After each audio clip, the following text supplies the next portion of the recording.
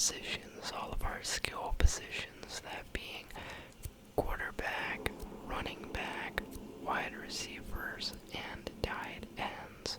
We're going to take a good look at all of these advanced statistics and see if they can help us find some deeper draft targets for the later rounds, or even just give us a good gauge of who we may be overlooking in our fantasy drafts. So, let us get right into it.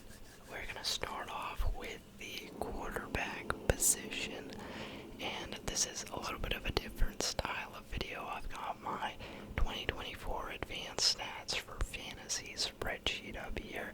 As you can see on the bottom tab, there are going to be lots of different sheets, so please bear with me if you find this boring, if you find this lulling you to sleep as I talk on and on and on about these random statistical categories. That means it's working. That means, quite frankly, I'm doing my job well. So please sit back, relax, and enjoy as we jump into our first sheet of many.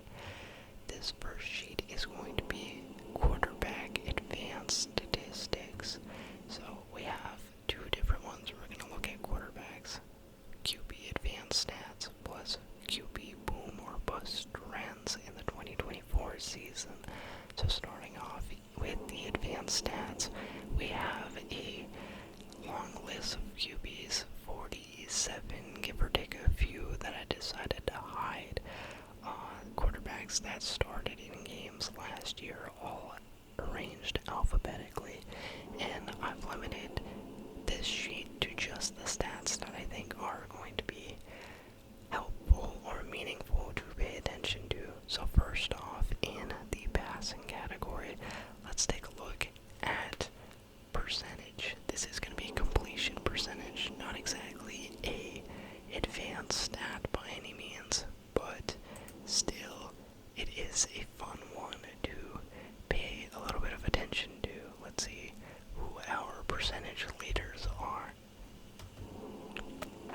Alright, so last season, leading our quarterback group was Tua Tagovailoa. He had a whopping 73% completion rating amongst all quarterbacks in the league.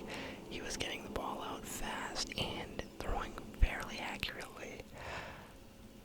Followed by Tua, we had Jared Goff at 72%, Baker Mayfield at 71%, Joe Burrow at 71%, and Geno Smith at 70. This rounds out our 70 and above group. You might be able to hear a little bit of a fan in the background. I think my laptop is going to legitimately explode, but that's okay. Don't pay any attention to that. Anywho, yes, these were our high volume passers. These guys, they were throwing the ball all around the field and completing their passes at a high percentage. Now, if we flip the script and go for our worst completion ratings, you'll find none other than Anthony Richardson Sr. He had a 48% completion rating, followed by Spencer Rattler at 57, Michael Penix Jr. at 58, Bryce Young at 61, and Jameis Winston at 61. You'll notice not as many talented names, but also guys who didn't play full seasons. Jameis, Bryce Young, Penix, Rattler, and Anthony Richardson. None of these guys actually played the whole year. The first guy that we see playing the whole year would be Caleb Williams, who came in at 62%, playing behind a horrendous offensive line. So we'll look to see a change from both him and Trevor Lawrence in this department, with both of them getting new targets to throw to, and with Williams getting a new offensive coach. Well, a new head coach that should help in the offensive department. Next up, we have yards per attempt. So you take all of the yards that a quarterback threw for in the season, and you divide it by their overall number of attempts, and this should give you a rough measure of efficiency. Now, obviously, the receivers do a good amount of work when it comes to the passing yards, so this doesn't tell the whole story, but it is still an effective metric of seeing who's making the most of their passing attempts, who's just throwing out duds, and who's actually throwing it and having those throws go for a good gain. And at the top of this list, you will see, leading the way, the reigning Offensive Player of the Year, Lamar Jackson, with an 8.8 yards per attempt, followed by Jared Goff at 8.6, Brock Purdy at 8.5, Jalen Hurts at 8.1, and Jordan Love at 8. This rounds out our 8 and above tier. And I think what's interesting about this group is, number one, Brock Purdy, him being able to make this list despite having a very banged up and injured wide receiver group. I think we can see glimpses into why the 49ers were still willing to pay him all that money. Yes, his year wasn't as productive or successful as the year before. He did throw a lot more picks, but he was still a good thrower. This is a guy who can get the ball down the field fairly well. And Jalen Hurts is an interesting one as well, because when you think of his season last year, it's not really something you would characterize as that much razzle-dazzle in the passing game. A lot of their offense was the running game with Saquon and him running in the touchdowns, but when he threw it, they were effective. They kind of kept it in their back pocket, didn't throw all that much, but when they did have to turn to it, they got it done. They were getting a lot, and so I think this is another reason why they were able to be so successful, because when they did call upon Hurts to throw, he was able to do a magnificent job of it. And so yeah, if we take this category and we flip it, we will find our worst quarterbacks in yards per attempt would be Deshaun Watson at 5.3, Spencer Rattler at 5.8, Daniel Jones at 6.1, Bryce Young at 6.2, and Caleb Williams at 6.3. Once again, rookie Caleb Williams in the bottom half of the league. Well, really the bottom of the bottom in the league, especially for guys that played the entire season. But that's just how life goes if you are a Chicago quarterback. And then these other guys, you've got Rattler, Jones, Watson, definitely guys that you don't want starting for your team. And then Bryce Young.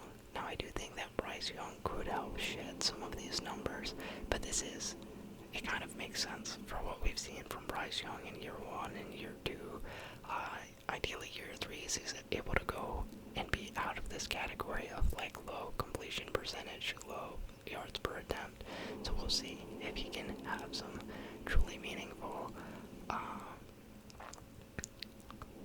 raises to his passing game this year, which I think will happen because we saw him turn it up in the latter half of last season.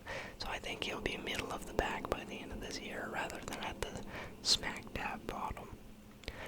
Next up, we have air yards per attempt.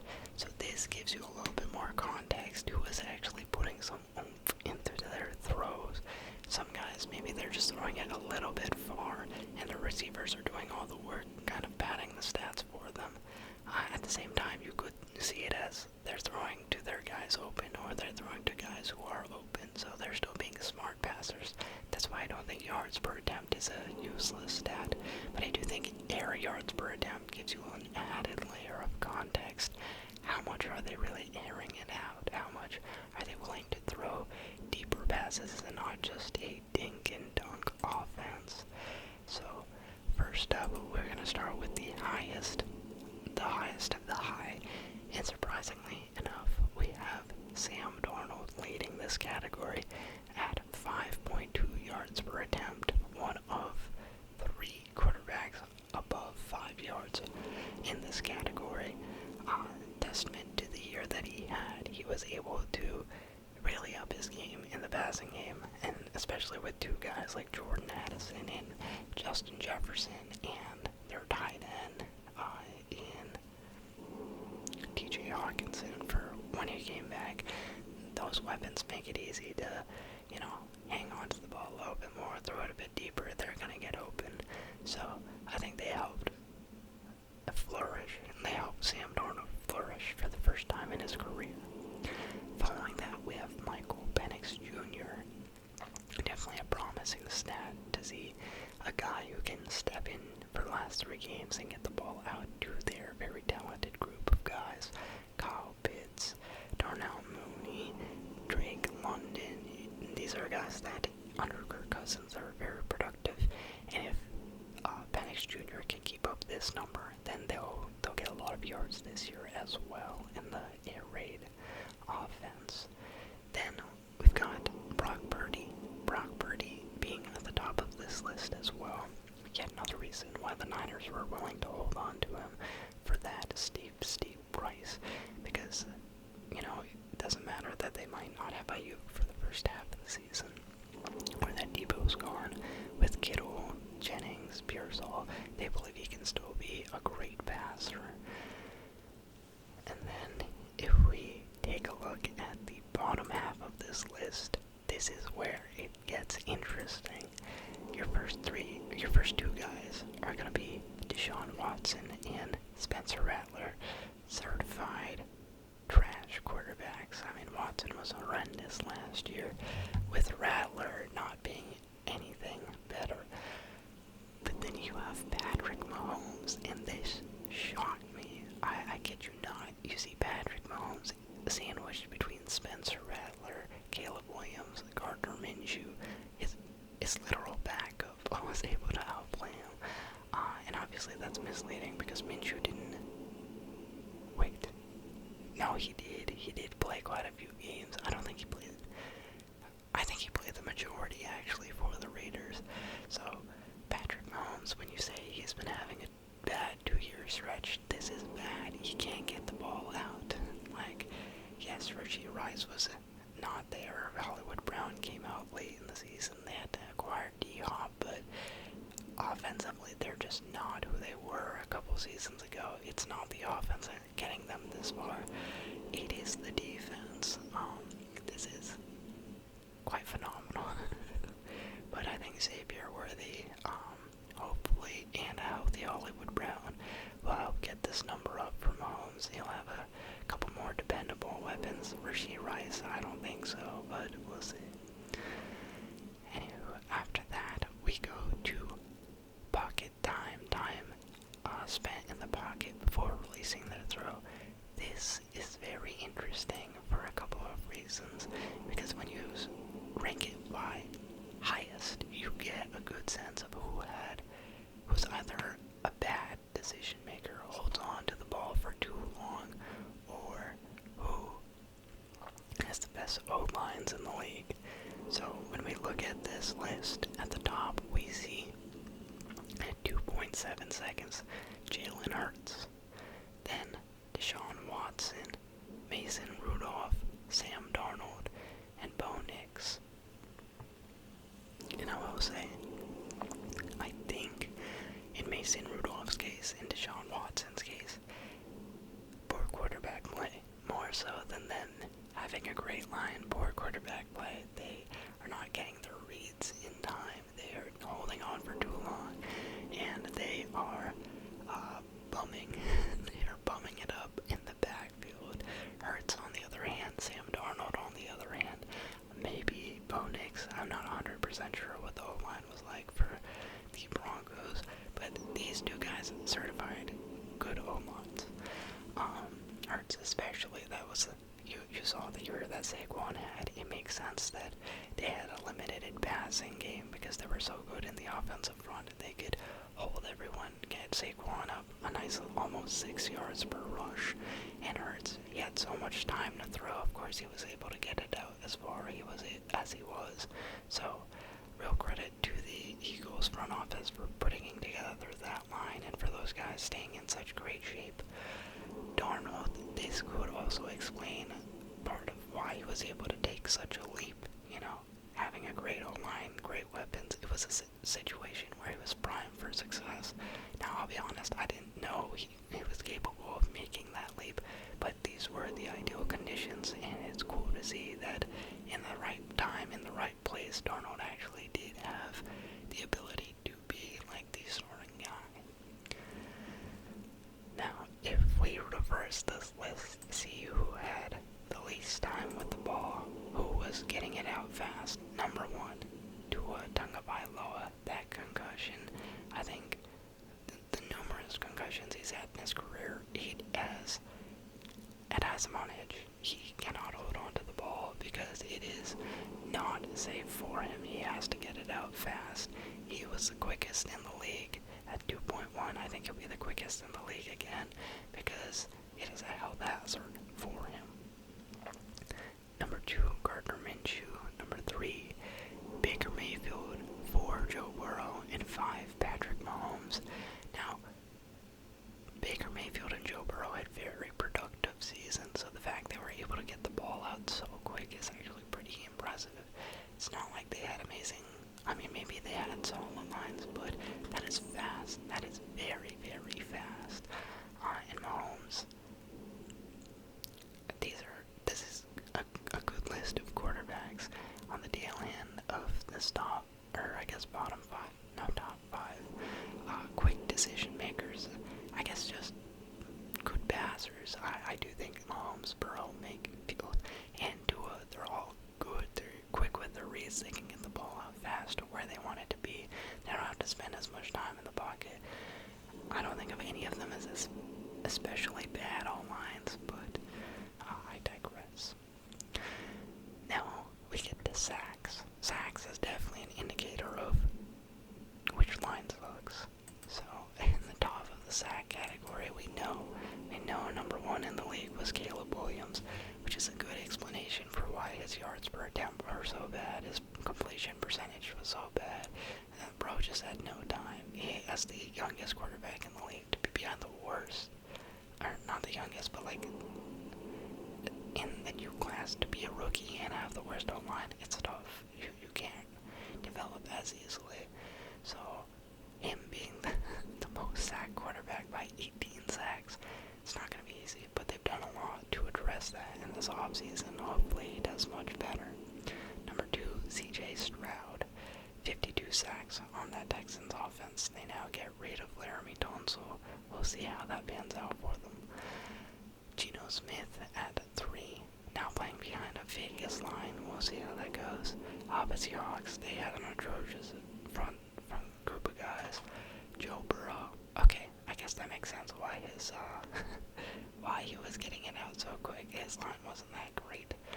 And finally, Sam Darnold. Now Sam Darnold, this is where the concern comes into play. You had one of the best pockets. You're standing in there for 2.6 seconds. Second to only Jalen Hurts. But you are at the top of the sack list with 48. Do you know what that means? Even though he did really well, he had good weapons, he had a good O-line.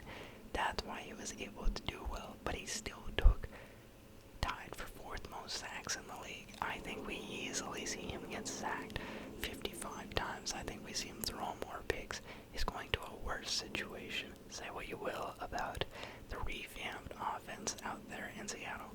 I don't think that Cooper Kupp and JSN is as good of a duo as Addison and Justin Jefferson. I don't think that the coaching is as good out there. The O-line is definitely worse. And then tight ends, you have TJ Hawkinson on one hand, and the other hand you have now Elijah Arroyo, rookie guy who's never got a pass in the NFL. I think the situation's not going to be nearly as pretty, and the outcome's going to be even less so for Sam Darnold this year.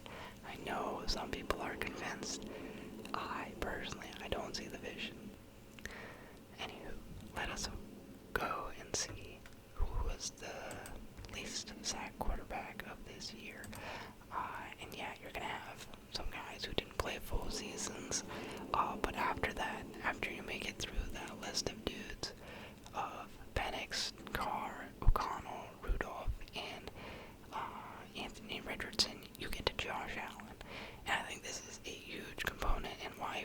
be so good. Obviously, he's throwing it relatively quick as well. 2.4, not hanging onto the ball for too long, but 14 sacks after playing a full season. That is, that is amazing. Yeah, let's hope that they can do that again. I think if their line gets worse, maybe, no, it's night and day, obviously. If he didn't have this great of a line, probably couldn't put together the season that he had. So, shout out that O-line for the Buffalo Bills. And finally, let's move into blitzes. In the blitz category, the number one most blitzed QB in the league last year. The number one most blitzed quarterback in the league was Baker Mayfield. And yeah, this is perhaps why he was able to get the ball out so fast, or why he had to get the ball out so fast, because he was getting the most pressure of any guy out there. And yeah, we see Baker at 1, Caleb Williams at 2, Joe Burrow at 3, Lamar at 4, surprisingly, and then 5, Justin Herbert. So for Burrow, Mayfield, Lamar to all have as great of a year as they did, that's just finesse.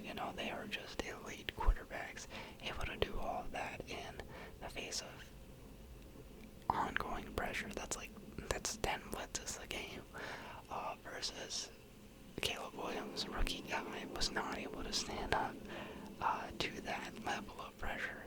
And I don't think he'll have to deal with nearly as much this year, but it's kind of astounding to see guys all the way down here. You take a look at who played a full season. Guys like Jalen Hurts. Jalen Hurts dealing with 126, 50 less pressures than the highest guy in this. That's 3 less blitzes a game. Crazy. People knew who they could test. They could test the Buccaneers O-line, the Bears O-line, the Bengals O-line for sure. And yeah, now let us move into the miscellaneous categories for throwing. Number 1 is 4 throws. Which guys were throwing the worst this year? And I think this is fun to look at, because we're going to see, yes, the guys with bad O-lines, like Caleb Williams and CJ Stroud topping the list at 110 and 95. But the other thing that we're going to see is the old heads, the geezers. We have Aaron Rodgers in second place with 98, and Matthew Stafford in fourth place with 88. So these guys may be a sign that their time is coming to an end. We see that Matthew Stafford dealing with that back injury. We don't know how it's going to really affect him. He's taking it day by day. He's back at practice. But could this be his last season? And whereas for Aaron Rodgers, we know it's his last year, but for Aaron Rodgers to be at the top of a list in terms of 4 throws it's kind of astounding, just with the career that he's had. Crazy to think about. And then 5th, we've got Patrick Mahomes, and 6th, we have Josh Allen. So, good quarterbacks, they're not immune to bad throws. It'll happen. They're taking a lot of passes. They're taking risky passes. Maybe that's what's part of what makes them great. They need to gamble on their throws a bit. Now, when we look at safe passers, guys who played the whole season and didn't really gamble on that much, you've got Jalen Hurts, you've got Tua. He didn't play the whole year, but relatively safe passer. And Jameis Winston, but only here because he didn't play that much. And you got Geno Smith and Brock Purdy, not throwing into too much traffic, usually making the right call, which is kind of funny because both those guys had a lot of interceptions. So I guess when they make a bad read, it's really bad. But for the most part, they do their best not to throw poor passes. Next, let's take a look at who was hurt most by the receiving core. Guys that did not get help, consistently had their balls dropped. Pause. First up, Aaron Rodgers. Rodgers with 39 dropped passes by his receiving core, the most in the league by 7. And that's what you get when you just run it back with all the guys from all the old chums from Green Bay. Not a recipe for success if that offense wasn't working in Green Bay. Why would it work in New York? Yes, you did get Devontae Adams. You did have Garrett Wilson. But these drops, man, could have seen him produce a bit more. That is rough. And then we see Bo Nix, Justin Herbert, Jordan Love, and Joe Burrow. Now, I will say, kind of surprising to see Joe Burrow on this list. Just because, like, when you think of Love, no real wide receiver one. They do have Dontavian Wicks on that team, so I'm not surprised with all the drops. Justin Herbert, Quentin Johnston, no. I mean, yes, Lad McConkey is good, but not a strong receiving core. Bo Nix, once again, Cortland Sutton's out there, but the rest of the guys, not a bunch of star-studded people out there. But with Joe Burrow, you got both D. Higgins and Jamar Chase, so them having this many drop passes is a bit surprising. But once again, he also led the league in attempts and passes, so context matters. And then we have red zone attempts. Which guys threw it the most in the red zone? Number one is going to be Joe Burrow with 122, the most by far. They get down to the red zone. They don't shy away from the passing game. Maybe they just don't get it done on the first couple of attempts. Their rushing game wasn't that great with Zach Moss and Chase Brown. Chase Brown really valuable as a passer, as a rusher. I think he's average mid. But yeah, the throwing game with D. Higgins, with Jamar Chase, these big-bodied guys, why would you ever stop throwing the ball? Then you have Mahomes. You look at that backfield, no one really that exciting. You're really going to hand it off to Kareem Hunt, who gets 3 yards per carry. A banged-up Pacheco, who can't get the ball anywhere. May as well design a more elaborate trick play through the air. Put some Mahomes magic on it, see what happens. Then you've got Sam Darnold, Jared Goff, and then Aaron Rodgers. Honestly, I think Goff being here, well, it's Ben Johnson, so I'm a little less, it makes sense. But I do think their rushing attack is so prolific, it must just be because they got to the red zone so often. Their offense was crazy, so this might not be how much they ran it versus they passed it, because they might have run it at the highest rate as well. It's just the sheer volume makes it seem like they went really pass heavy when that might not be the case. And Rodgers liking to pass. Good thing to note heading into this season. Just a good thing to keep in the back of our minds, because last year he was playing with Breece Hall, and now he gets a less talented running back group. We might see him throw a lot in the end zone once again. So we finished our first sheet. Let us go into our second sheet for the quarterbacks, which will be our boom or bust graph. We have all the quarterbacks that played last season. Well, not all of them, but I think 44 of them. Let's take a look at which guys boomed and busted at the most frequent rates. I can switch. I was worried he was going to blind you here. The boom-bust thresholds on the boom-bust report are calculated based on the weekly averages from that year. For quarterbacks and tight ends, a boom week is when the player was at or above the average weekly QB3. And then a bust is when they fall below the quarterback 18. So, let's take a look at who our biggest boomers were last year. Pause. We've got at 38% boom rate, Baker Mayfield. Number 2, Lamar Jackson at 31, Joe Burrow at 31, Josh Allen at 25, and Jaden Daniels at 25. So these guys, in at least a fourth of their games, if not more, were able to finish as the QB3 or higher. These were our most prolific passers and rushers in the quarterback department. And our worst QBs, Justin Herbert. Actually, that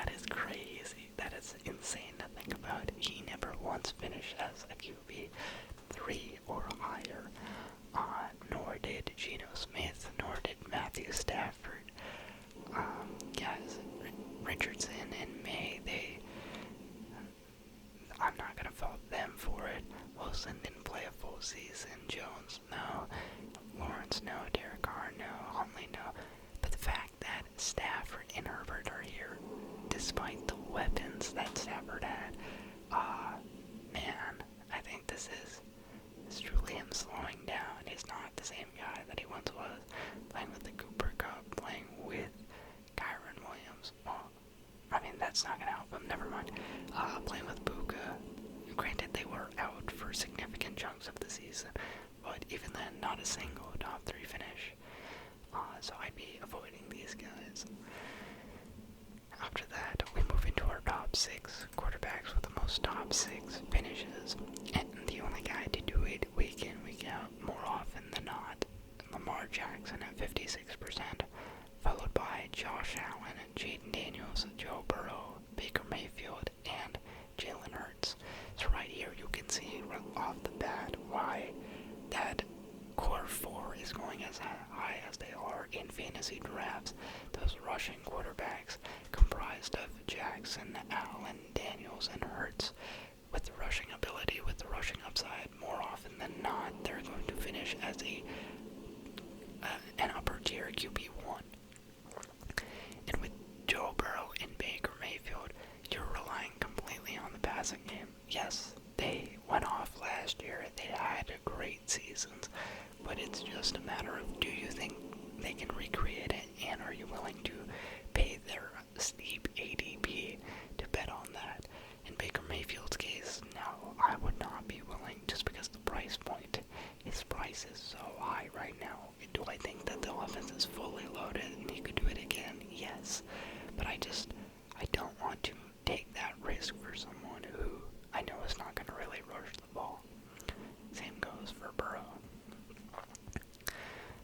Then we move into top 12, and it's mostly the same.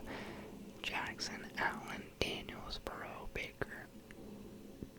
Then you see Sam Darnold, Brock Purdy, Hurts, Ingoff, and Bo Nix.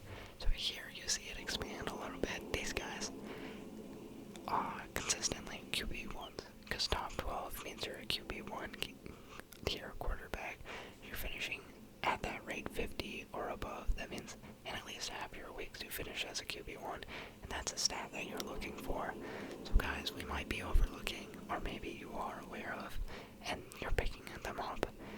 Bo Nix, Jared Goff, Brock Purdy, and Sam Darnold. Now I do think Sam Darnold, we're going to see him leave this list. Purdy depends on the health of the receivers, but I think Bo Nix is a good target in fantasy drafts, because he has that offense, and they've improved it a little bit.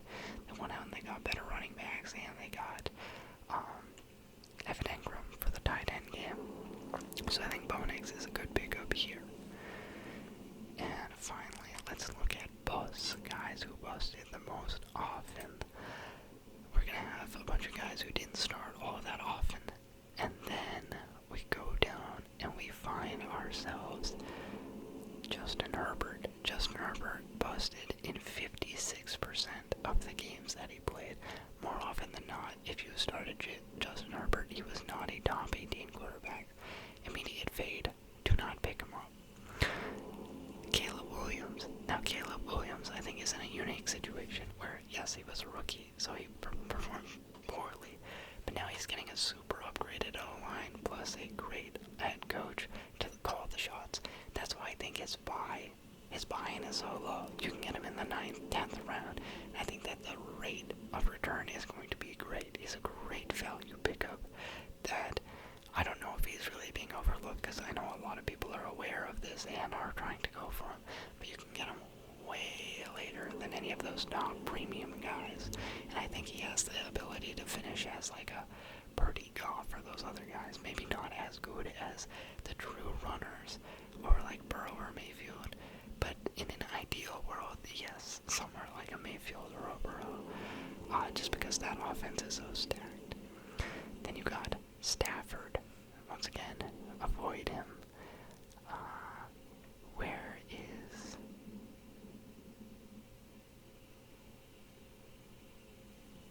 There he is. Kyler Murray. Kyler Murray, even though he falls all the way down here on the list, is one of the few guys you can take a look at. Yeah, Gino couldn't do it. I think he moves to a place where he's playing with like some talented guys, but overall less talent. I wouldn't be targeting Geno Smith too much, but I don't think I needed to tell anyone that. And yeah, Kyler Murray really regressed as a fantasy option. You don't see him going very high in draft this year, and that's just because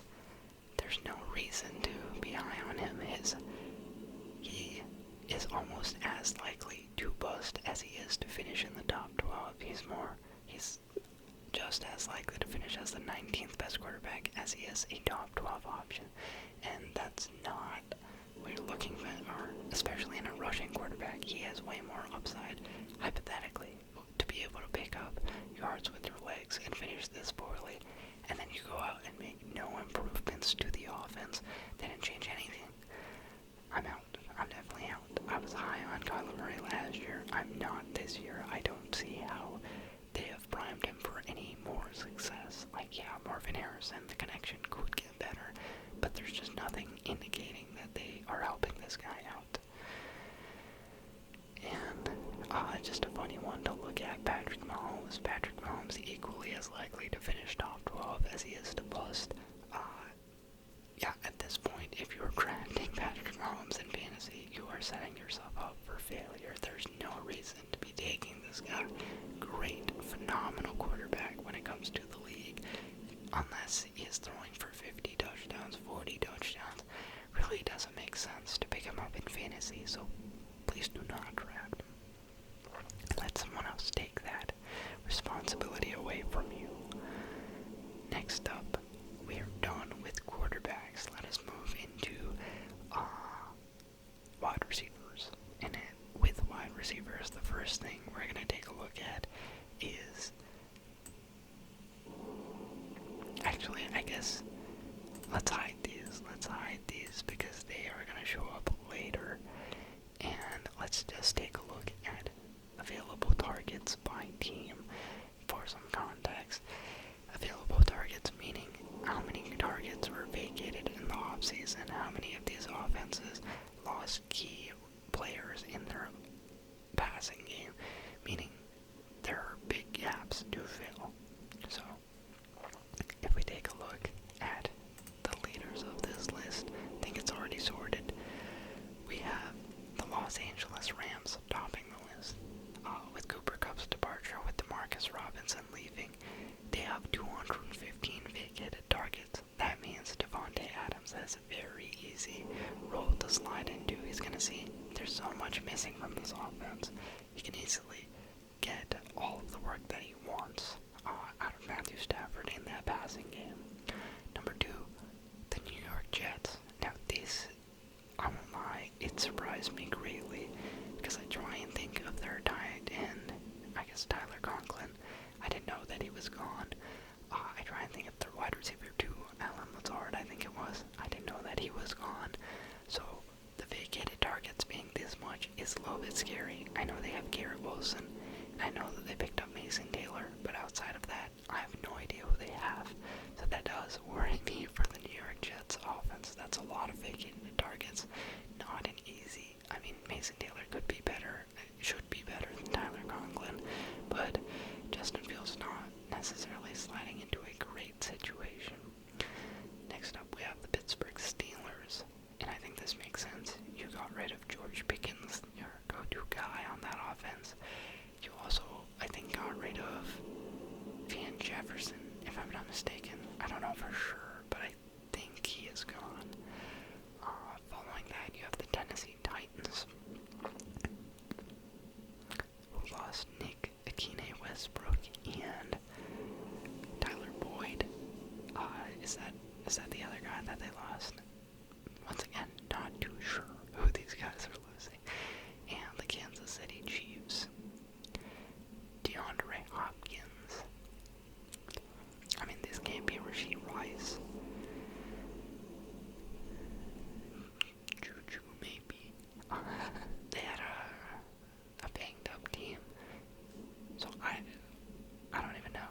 But anyone who is new on these teams definitely has their room to eat. So you look at DK Metcalf, lots of vacated targets he can eat up. You look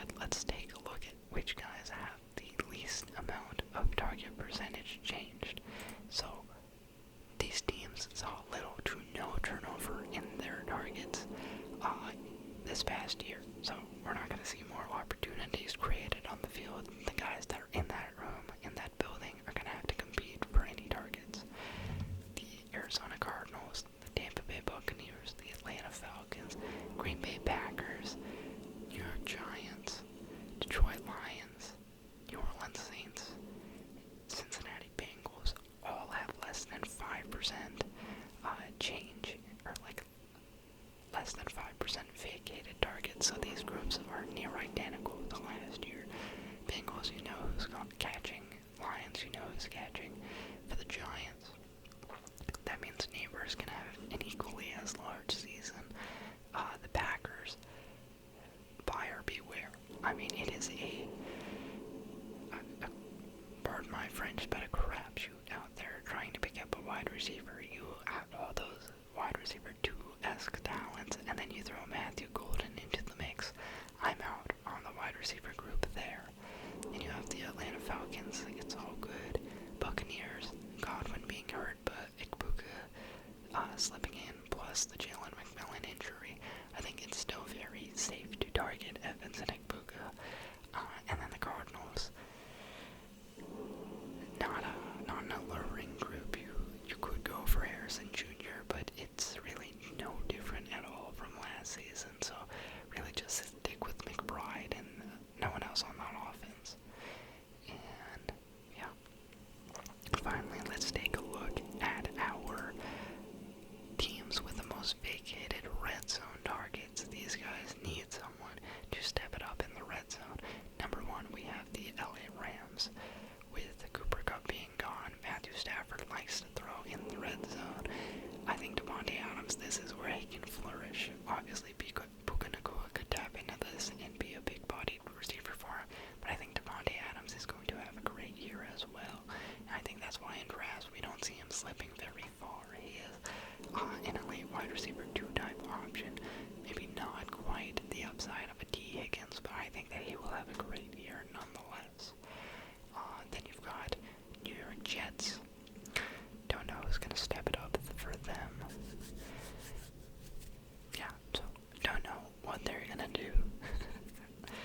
But taking a look at the Steelers, this is an important one. We see that the Steelers lost 15 of their inside the 10-yard line targets from last year, mostly with George Pickens being gone. But they also gained DK Metcalf, big-bodied wide receiver. We also saw Aaron Rodgers was like, number 1 in red zone. Well, no, Joe Burrow was 1. But in terms of guys who like to throw in the red zone, Aaron Rodgers at the top of that list. So if you're looking for, I don't know, for fantasy, how great he'll be, I've seen other things to point to not drafting DK at his price. He has never lived up to his ADP, which I think is a fair critique in Rodgers, having close to the most poor throws in the league. Yeah, it's a risky relationship, but if you're betting on DK, I would say go over on his touchdown total for this year. I think he'll get a decent number of touchdowns. Next up, the Titans. The Titans, I don't know who they're going to throw to, really. Yeah, they did pick up Tyler Lockett. It's always a retirement home out there, so I'd say Calvin Ridley stocks go up. And then the Chiefs, Xavier Worthy stocks. Okay, now we can move into our wide receiver advanced stats. Our wide receiver advanced stats, we have multiple as well, but I'm going to start moving through these a little bit more quickly, because this is quickly going to turn into a 2-hour video. So, first up, we've got yards per reception. Yards per reception, easy enough. Think about yards per attempt, but the opposite end of it. How many yards do you go on average per time that you catch the ball? And so this will establish who are the deep threat guys, who is getting the most yardage per each catch. Number 1 in this group, Jameson Williams. I think I limited this to a certain threshold of catches and above. And J-Mo tops all wide receivers at 17.3. Now, we could see this number even go up this year, because according to someone out there, the new guy that they've picked up to be the OC, now that Ben Johnson is out, likes to throw the ball deep more than Ben Johnson. Ben Johnson, a great play caller, a great trick play specialist, but didn't go deep all that often. We know Goff can do it. We know J-Mo is great at it. So this number could potentially even go up. Next up, A.J. Brown. Makes sense. Great speed for a guy of his size. And Jalen Hurts being as prolific of a passer. We saw in the Super Bowl. We we saw in basically any game. This is an electric combo. Then Calvin Ridley. Calvin Ridley being this high up, we are undervaluing him for sure. Lots of vacated targets on that team. I think the quarterback play will be way better this year with Cam Ward than it was with either of those other guys. Now that is putting,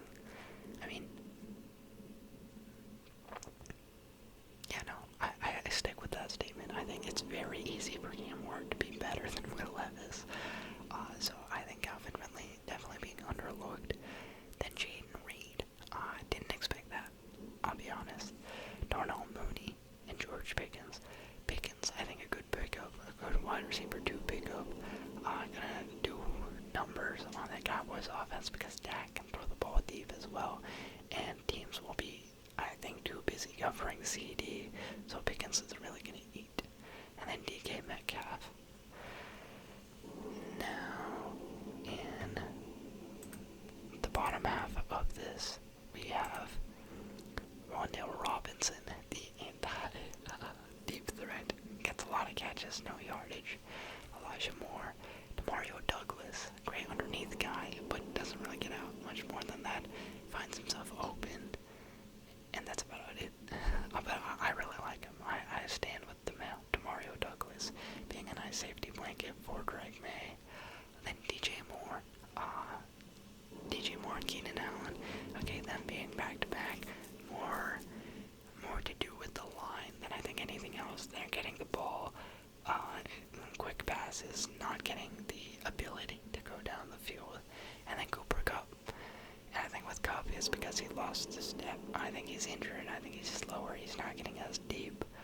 And they just had a better guy to take the top off the field.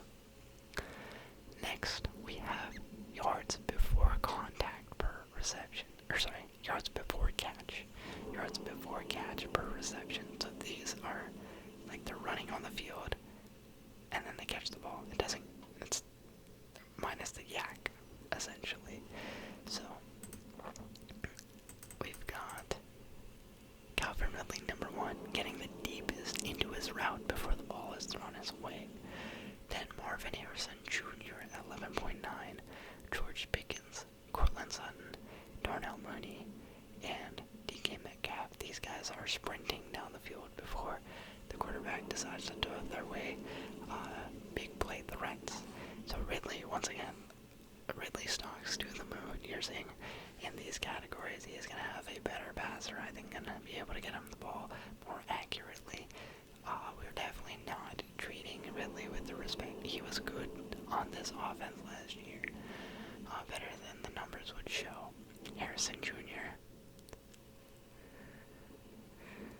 I don't know, man. Kyler's waiting to throw it to him. But maybe he's never looking at him, is what it is. Then George Pickens. Once again, home run threat. He's going to be great on that offense. Sutton and Mooney. Then we move into air yards per route. Per reception. Yeah. How many yards through the air does the ball travel before it lands in the player's hands? Once again, Calvin Ridley. Then we have Rome Odunze, which is surprising because the other guys on this list, you had Allen, you had DJ Moore. They were more the underneath guys.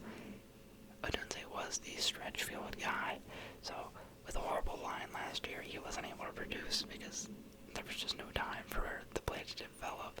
But we could see him take off with the revamped O-line for Caleb Williams. Then we have Marvin Harrison Jr. treating him like a deep threat guy. And yeah, I guess you can, but I think that he needs to get more underneath work. There's no reason for Kyler to only throw it to him deep in the field. He has the skill set to do underneath. And then more of the same. Now, we get 2 yards after the catch. Our yak monsters. These guys, they catch the ball. Who was able to take off the most from that point? Number 1, Jameson Williams. Very shifty guy. Catching it in stride deep down the field, and he's blazing fast. So this doesn't surprise me. But what does surprise me is the fact that we see Deebo Samuel so high on this list still. I look at his season last year. I owned him in one of my leagues. I was not impressed. I was actually quite upset. But Debo's still elite as a yak guy. 8.1 yards after the catch. And reports are he's going to get a lot of design touches, motions, plays very close to the line of scrimmage, which is where he excels. So, if we are seeing no Terry McLaurin on this offense, we have already seen Olamide Zaccheaus leave, and Debo is actually still a great yards after the catch receiver. Worth looking into, definitely worth looking into. Picking up Deebo Samuel as a wide receiver in fantasy. Next up, Khalil Shakir. Yeah, he is good. Shifty guy. Great for the Bills. Underrated performer. Not a lot of glitz and glamour with him. On paper, he is great. In the game, he is great. But you don't think of him as like a bona fide wide receiver one. But a big dog. And the reason why Josh Allen was able to snag that MVP. Then you've got Chris Godwin and Xavier Worthy. Once again, very fast. And I think Godwin, just good. Just straight up good. And finally, yards after contact per reception. This one is fun because it shows you who's the toughest guy in the league. And it's Debo. Debo gets hit and he goes for 4 yards. Whopping amount more than anyone else. 4 yards after contact is insane. He truly is built like a running back. No one else comes close. Everyone else 2.6.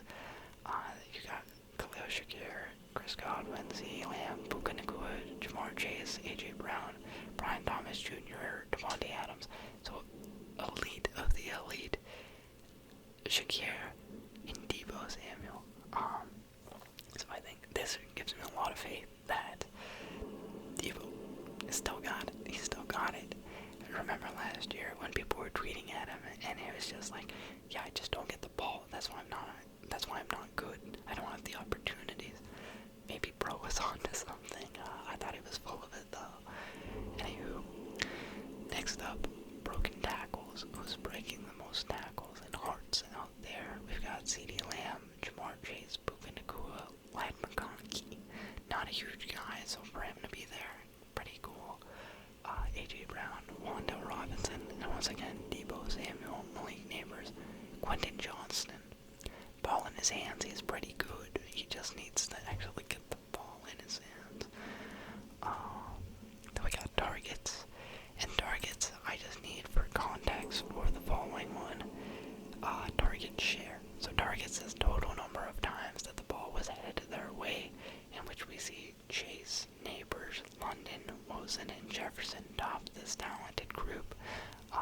Cool to see Judy all the way up in the 7th this past year. But then we move into target share, which is how much of the team's targets were they commanding their way.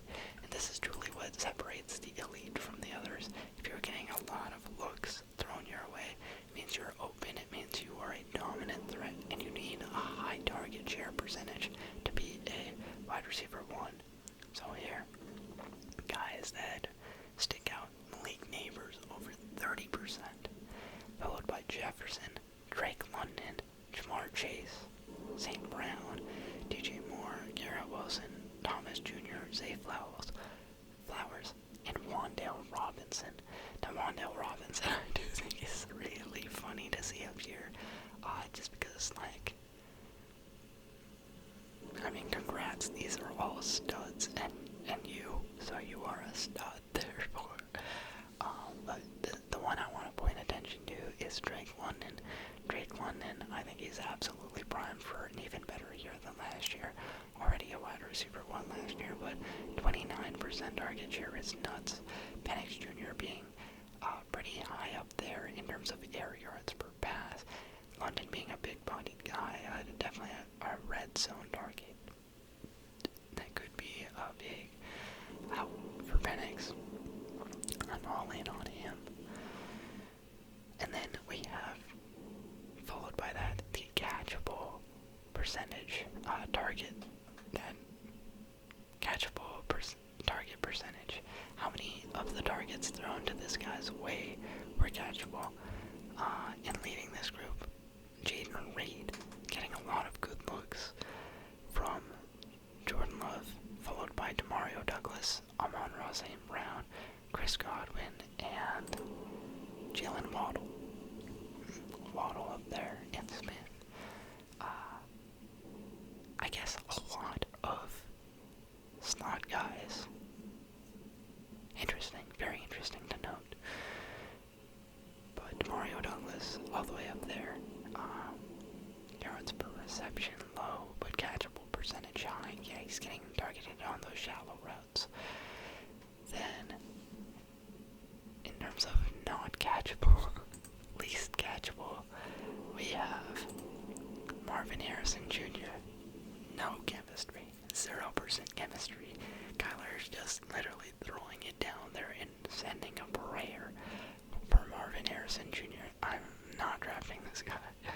Calvin Ridley, I don't think that's his fault. I think that is Will Levis and Mason Rudolph's fault for being trash. Roma Dunze and Keenan Allen, the line, plus Caleb Williams as a rookie. I think we see this go up for Dunze quite a bit. And Allen, yeah, he'll go up because he's back on an offense with Justin Herbert. Next, we've got drops.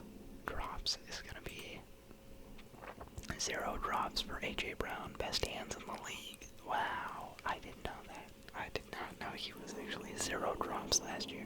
That is incredibly impressive for a guy who had 97 targets. That's, wow. Then, Michael Pittman Jr., Jacoby Myers, Puka Nacua, and Khalil Shakir. And shout out Jacoby Myers, Pittman Jr., and Shakir on this list because that is, like, these are not guys that you think of as elite wide receivers, but they were getting it done. Very trustworthy. Jacoby Myers, definitely a guy worth looking into in fantasy. And I guess Shakir too. I never once considered it, but both of these guys proving their worth through these stats. And our biggest droppers, Jerry Jeudy, Cortland Sutton, Malik Neighbors, Jamar Chase, and Jaden Reed. Now, Jamar Chase, off sheer volume, and that kind of makes sense. Having 175 targets, almost double what A.J. Brown had, so it makes sense that he has more drops. Neighbors also insane amount of targets. Cortland Sutton, though, I think him having 135 and 9 drops is not the best hands. And Jeudy as well. These guys definitely could work. Maybe it's about something in that Broncos culture, that mile-high air makes it hard to catch the ball. And I know that Jeudy didn't play there last year, but maybe it's in his lungs and therefore in his hands now. After that, let's take a look at red zone targets, our biggest red zone threats. And this is what I wanted to show. Jamar Chase, number 1 with 35. Amon-Ra St. Brown and Justin Jefferson. Makes sense. Top 3 receivers in drafts, many drafts. Them being there makes perfect sense. Then you've got Devontae Adams and Drake London and T. Higgins. Now, Devontae Adams being here is key when you look at most vacated targets in the red zone. We saw Stafford likes to throw it in the red zone. We see that Devontae Adams, one of the best red zone threats, underrated pickup by the Rams. I think this will be huge, especially for fantasy. Then you got Drake London, 5th in red zone targets. I think that we're going to see him catch even more. I think he finished with 9 touchdowns. I think we could easily see 12, 13. Let's skip the yards. I don't think we need any of that. You guys know about yards. Let's take it to wide receiver targets by team and available targets in 2025. So we look at which guys had the most wide receiver 1 targets. And you'll see Jamar Chase, the guy with the most targets as a wide receiver 1 in the league. Oh my goodness. I'm actually hallucinating. I'm hearing voices. Not my own, my own, but I'm hearing more than my own. Anywho, after Jamar Chase, then we have Saints group. That's horrific. Chris Olave, Rashid Shaheed, Marquez Valdez, Scantling. Truly bad. Stay away from that Saints passing offense with Schlam and Rattler. This is egregious. Packers, having all these guys that are all like right around as good as each other. I'm out. Panthers. I think this is an easy pickup. This is an easy testament for D-Mac to come in and dominate. I very much share the Wild offense. Johnson is out. Thielen could be out. Leggett is still viable, but you could see Dederoy and McMillan come in and just dominate for the target share there. Then Mario Douglas, Boutte, Kendrick Bourne. I don't know what's going on with Bourne these days. Haven't really paid much attention. Shout out to Mario Douglas, but once again, Stephon Diggs could step in there, have a huge impact on that target share. And then let's take it to the top. Let's stay down here for a second. D-Hop and Justin Watson. Look at these two guys. The Chiefs are struggling so much. Go pick up Xavier Worthy. Go pick up Hollywood Brown. Because who is he going to throw it to? These two guys. Oh my goodness, he is struggling out there. Now let's look at wide receiver 2 targets. Top of the list, Juan Robinson, Keenan Allen, Devontae Adams. And yeah, Devontae Adams, eat him up, man. As wide receiver 2 is still garnering at least 100 targets, he is going to do just fine in this Rams offense. I am glazing, but I'm sorry. This is a man you need to go out and get. Wide receiver 1 level play as the wide receiver 2 on his team. I think he's going to be great. T. Higgins being at the top of this list makes sense. DK Metcalf going back into that wide receiver 1 role. Josh Downs, this I think is really impressive. You look at Michael Pittman Jr., 111, very close behind him, 107 by Josh Downs. I think Josh Downs, we're going to see him a lot in these graphs, reasons why you might want to draft them. And then all the way down here, guys, there's a huge drop-off from 1 to 2. You see Chris Olave to Rashid Shaheed. It's almost the same, but neither of them is worth picking up. Then you have Brian Thomas Jr. to Parker Washington. 80 target drop-off from the 1 option to the 2 option. That's where Travis Hunter comes in, easily slides in as the wide receiver 2. Just no question about it, because Christian Kirk is off that offense. And you lose Evan Ingram. So lots of space for Travis Hunter to gain targets in the offense. Then Cortland Sutton, followed by an 80 target drop-off to Devon Valley, who just got traded away. And Troy Franklin, quite frankly, I don't think I'm that high on Troy Franklin. So you target Marvin Mims and you target Evan Ingram, because there's a lot that this offense is left wanting. Shakir, followed by Coleman and Hollins. Hollins is gone. Coleman could go up quite a bit. And yeah, I think that's as much as we need to look at wide receiver 2. Finally, let's go to wide receiver 3. Who's the wide receiver 3 with the most targets? We're going to see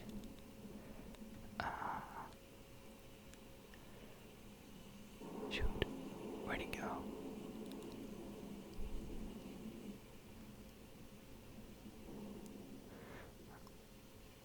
Am I dumb? I must be. I can't find him. It doesn't matter. Anyway, we have Roma Dunze. All 3 of these guys getting 100 targets each is crazy. That's actually insane. Allen being out, Dunze will see a bump up. Then Ray McLeod. Okay. Don't know what to say about that. Tyler Lockett should not. I mean, he is the wide receiver 2 now, and he's playing on a worse offense, so it'll balance out. Oh, there he is. Stephon Diggs being at 64.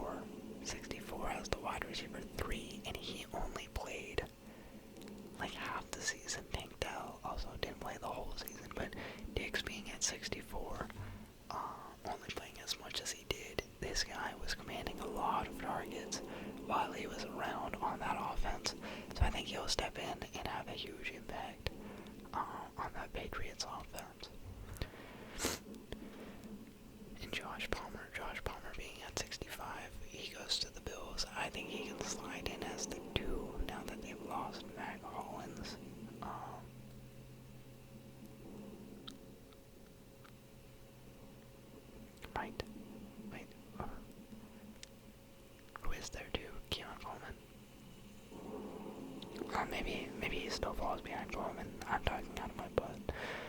Anyway, let's see. Total targets. Which offenses threw the most? You have the Rams, or to the wide receivers, the Rams, the Giants. The Giants is really funny just because, you know, who's playing quarterback on that team. It's crazy. Then, at the bottom of this least pass-heavy offense, Steelers. Oh, it's Arthur Smith. It's Arthur Smith. Goodness gracious. Aaron Rodgers and an Arthur Smith offense. Yeah, I don't want DK Metcalf for that reason. That was why. Because wide receivers under Arthur Smith have been not good. Very, very bad. Not worth it. Yeah. Chicago being a top 5 passing offense in terms of attempts to their wide receivers. This is good info.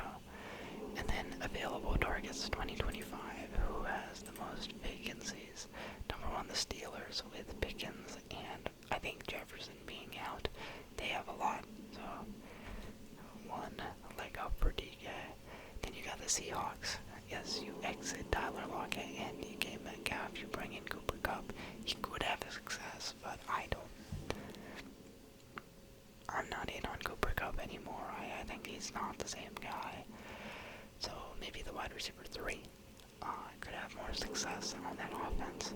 Then you got the Rams with them losing Robinson and Kupp. You bring in Adams. Adams hype train continues.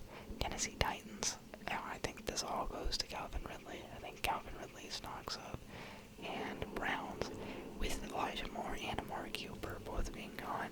Trey Judy with Flacco playing. I think it's worth maybe considering Cedric Tillman. Like, we'll have to see, but could be a good pickup after week 1 if he pops off. I don't even know who the Chiefs lost, really. Like, why are they so high? Anywho, next we've got wide receiver boomer bust.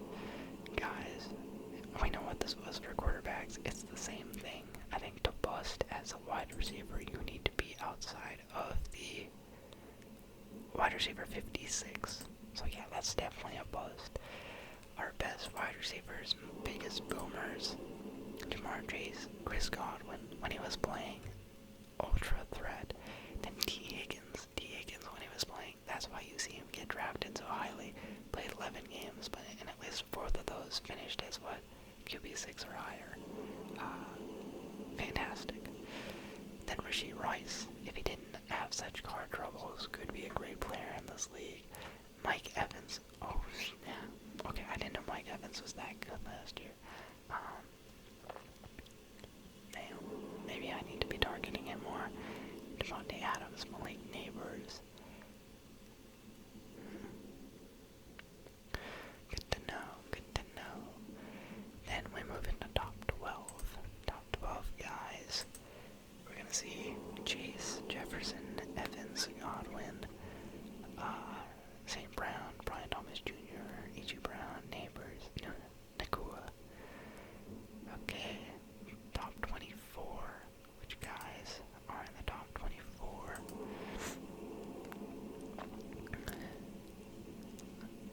Jefferson, Chase, Rice. Okay, Terry McLaurin. Finally, we see his name. He was really good. I guess high floor kind of guy. Maybe not taking the top off every week. Not super high upside, but definitely at least wide receiver 2 value. I think that's why if he's available in those rounds, I think they get the deal done. I think you take him. Rashid Shaheed. Yeah, Saints were going crazy those first 2 weeks. I guess that makes sense. Higgins, Collins, St. Brown, Smith. Oh wow, Devontae Smith. Okay, top 36. Now these are definitely your high floor guys, wide receiver 3 range. So guys, if you're above 50%, or let's say above 66%, just pay attention to this group. They're all strongly finishing as solid wide receiver 3 options or above. Godwin, Chase, Jefferson, Neighbors, Brown, Nakua, Higgins, Collins, St. Brown,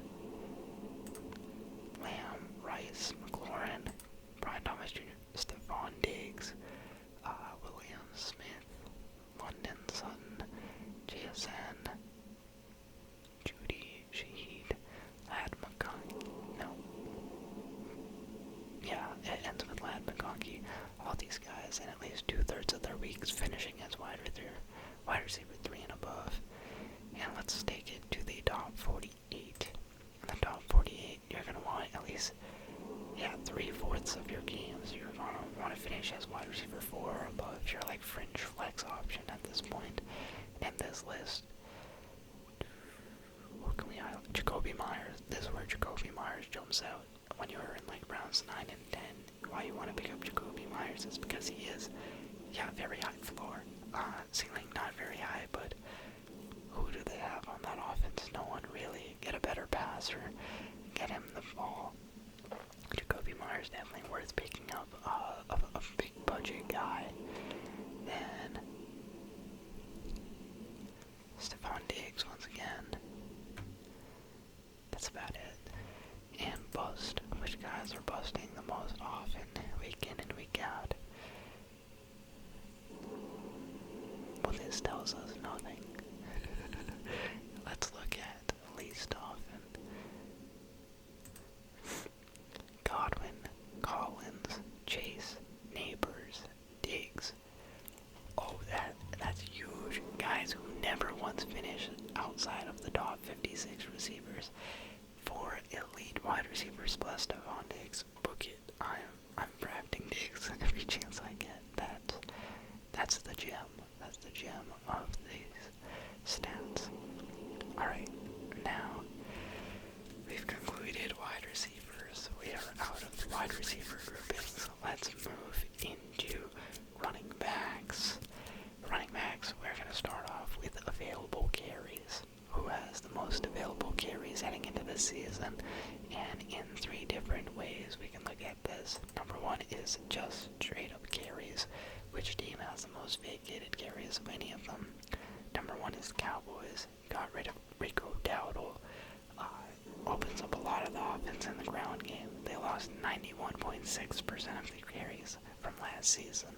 So you're looking at Javonte Williams, you're looking at Miles Sanders, 2 guys that are both trash. So I'm looking at Jadon Blue, rookie running back. I think he got taken in the 5th round. Looking at like a Kamani Vidal type situation, but better. You see an offense with 2 guys that are going to maybe offer as like 1A, 1B, not very viable. I think Jadon Blue later in the season really has the means to take over this backfield. Then we've got the LA Chargers, 79.2 gone. Once again, I just talked about Dobbins and Edwards.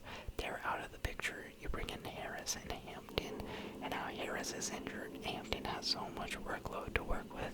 Yeah, he'll probably get a couple touches taken by Vidal, but elite workload that we're looking at. And Hampton is a commendable pass catcher, so he definitely put him on your radar. Then we got the Raiders. Clear workload cut out for Ashton Genty. That's why they took him at the 4. Steelers. Losing Harris means you have to plug in a guy. You have Jalen Warren as the pass catching back, even though he actually didn't catch too crazy a number of passes. And that brings in Caleb Johnson. I'm not huge on Caleb Johnson. I'm not feeling it as much. Just because without, I don't know. I just gut feeling, I guess. And then you have the Cleveland Browns losing Nick Chubb. They really rode Nick Chubb till the wheels fell off last season. Yes, they did have Jerome Ford playing pretty well, but they gave Nick Chubb his legacy run, and he was horrible. So now the Browns have a lot of vacated carries, and a lot of those could go to Quinshon Judkins if he could behave himself. Anywho, alright, next up we get opportunity. We saw this in the running back tier list. I actually didn't even make up this stat. It was already preloaded like this. Opportunity is just targets plus touches. And so the team with the most opportunities in almost an identical list. You have the same top 5, plus you get Denver sliding in at the 5. So RJ Harvey, J.K. Dobbins, that's where you see their workload coming into the play. And then for the 49ers, I didn't really touch on them just because it's just that Christian McCaffrey was out. Obviously, they were running it with other guys. Now McCaffrey's back in, he'll take over. And then Miami being as high as they are, I didn't think of them having that much turnover. But yes, Raheem Mostert is out. So we could see Devon Achane, if healthy, he could see more touches. And then this is key for red zone inside the 5.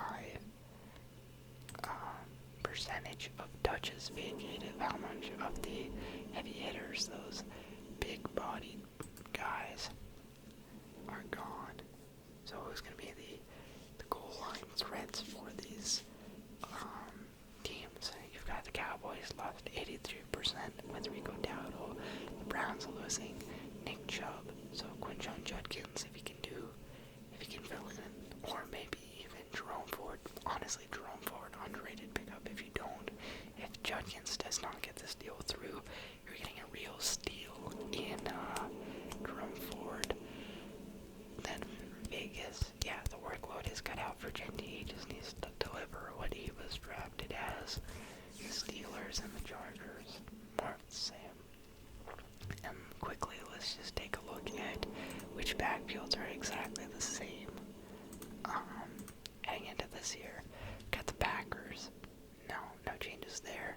The Falcons and the Ravens. So Henry, Robinson, plus, oh man, my brain. What's his name? Josh Jacobs. Workload's untouched. Also Kyron Williams. The Giants backfield. There being no more carries, but Cam Scatterbo. Not ideal. Seahawks. It really depends on the health. I think that's going to be a complete timeshare between Charbonnet and Walker. And then the Commanders. This one is interesting because it's 0% right now. There's no change at the moment. But reports are that they're actively shopping Brian Robinson Jr. because of breakout candidate Bill. What's Bill's name? Jagori Meskrit. Shoot. Meskrit Jones. I know him as Bill. That's what I know him as. But he is making waves. So watch out for him in that Commander's backfield. And then, who else? Titans backfield. Buccaneers. Jets. Yeah. Anywho, let's move on to running back advanced stats. We've got yards per attempt. We've already seen this. Nothing that fancy here. Derrick Henry, Saquon Barkley, Jahmyr Gibbs, Bucky Irving, Jerome Ford, Ty Johnson, Jordan Mason. Here, really pay attention to the strength of that O-line for the 49ers. You've got Jordan Mason and Glorendo at the top of this list. That means when McCaffrey is back, he's going to kill it. Plus, you'll have a healthier Trent Williams this year, I believe. Then, Jerome Ford, that O-line, maybe that O-line was holding him really well for him to do this well. Plus, Watson be hanging around the pocket that long. But yeah, no Judkins means Jerome Ford. Go get him. And worst yards per attempt. Once again, we've covered this. No new info here, but Madison Hunt, Etienne Jr., Tyjae Spears, Kenneth Walker. This is where I think, yes, he is a workhorse. When he's around, he produces, but not efficiently. Like this stretch of backs is not a good one to be amongst. And if he can't stay healthy, Charbonnet is going to be a nagging pain for him. Then we've got yards before contact, who had the best O-line last year. Barkley, Ford, Gibbs, Henry, and Eckler. Okay.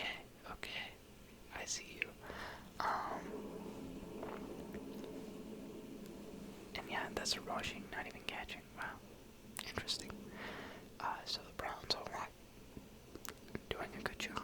I didn't realize Browns O-line good. Then let's see who had the worst. Tajay Spears.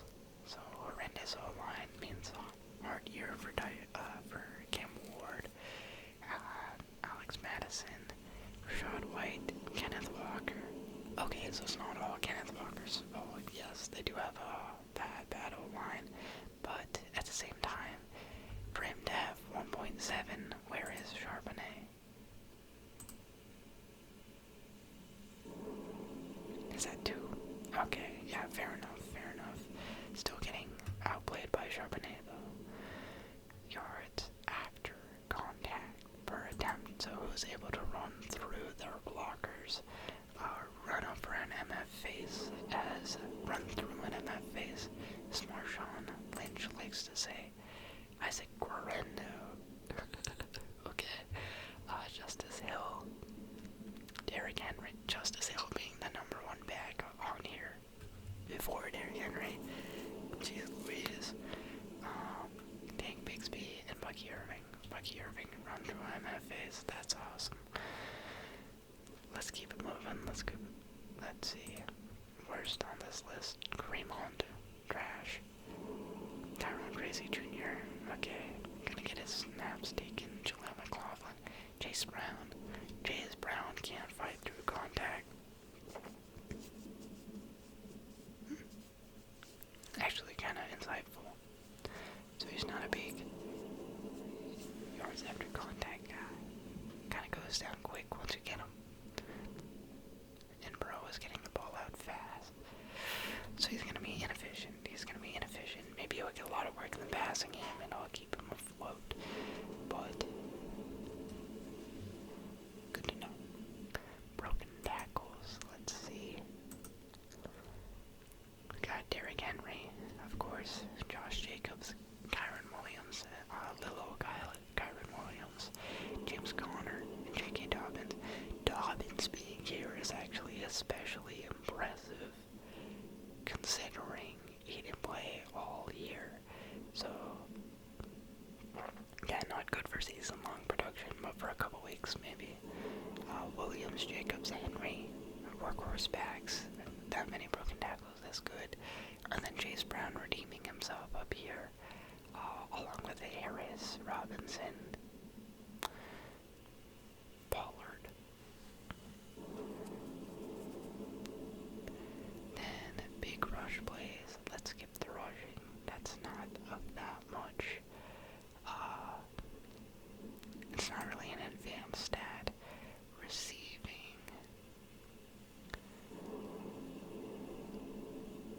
Receptions. Yeah, let's just take a look. Devon Achan, number 1 with 78, followed by Kamara, Robinson, Hall, and Brown. So yeah, Brown in the passing game very featured. Brees Hall. I saw something about how, like, Justin Fields playing with running backs that no one has ever averaged more than 3 targets a game under Fields. So Hall maybe not the best pickup. Then Kamara, I think he'll be great, just because those guys aren't gonna be able to throw the ball. They're gonna need a lot of dump off passes. Kamara's still getting a lot of work in his old age. Good high value, like good high floor pickup. Then targets, all the same. Kamara, Achan, Javonte Williams. What the hell? What? Javonte Williams was a top targeted running back. What the hell were they doing? Sorry. Just what? Bro. That is not okay. What in the world? Let's go. Let's see who had the least. Bixby, Mason. That Jonathan Taylor. Yeah, Jonathan Taylor does not catch the football. The one limitation. Same with Derrick Henry. Brian Robinson Jr. Yeah, these guys, they're strictly rushers. Now let's look at red zone targets. Aaron Jones, Devon Chin, Chase Brown, Chuba Hubbard. Okay. But Dowdle's in the mix now, so don't trust that. And Gibbs. All these guys with 10 or more. Okay, I see. HN. And yards after contact in the receiving game, we have James Conner. Wow, shout out James Conner, man. Broken tackles and yards after contact. Still leading the way. Just won't quit. Brees Hall. Makes sense. Bucky Irving. Nice, nice. Josh Jacobs and Eckler. Yeah, a career year for Eckler. Not a career year. A bounce back year for Eckler. Next up, we've got running back snap share. This is how many percentage of the snaps these guys took on the team last year, or how many snaps they were in for. So when we sort by our total snaps, we'll see Kyron Williams leading the way, 888 total snaps logged last year, followed by Robinson, Barkley, Swift, Brees Hall, Chuba Hubbard, and Jonathan Taylor. They're seeing a lot of work. Let's do by average, though.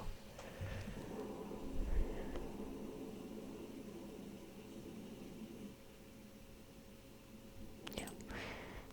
So, on average, 87% of the snaps in a game, Kyron Williams was out there. Then Taylor, 88%.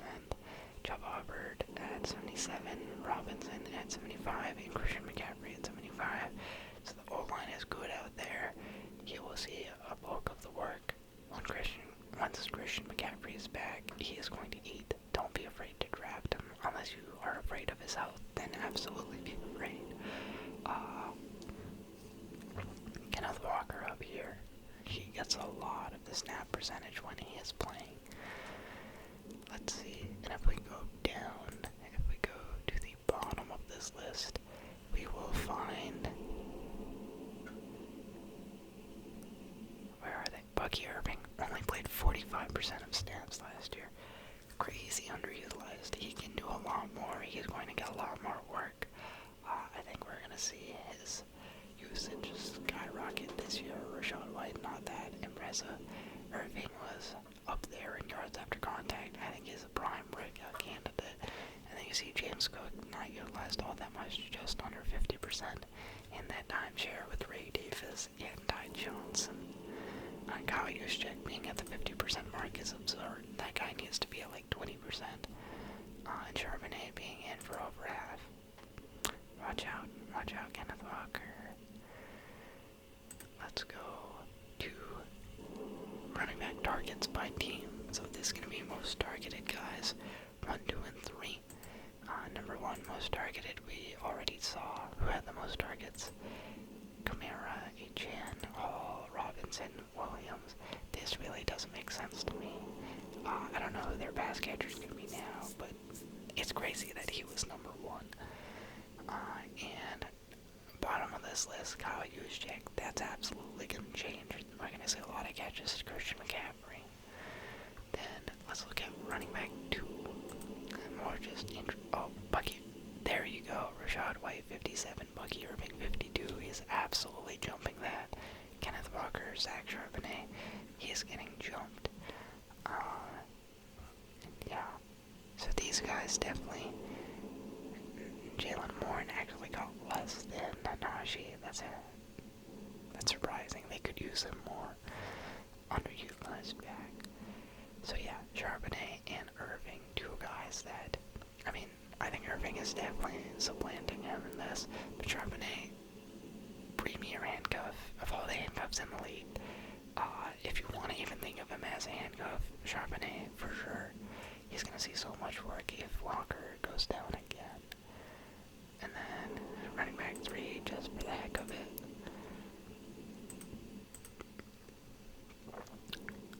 I'm sorry, I'm doing that by the alphabet. Ray Davis. Yeah, this tells me nothing.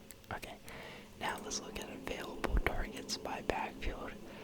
Raiders. The Raiders have the most vacated targets. Raheem Mostert could be of some value here.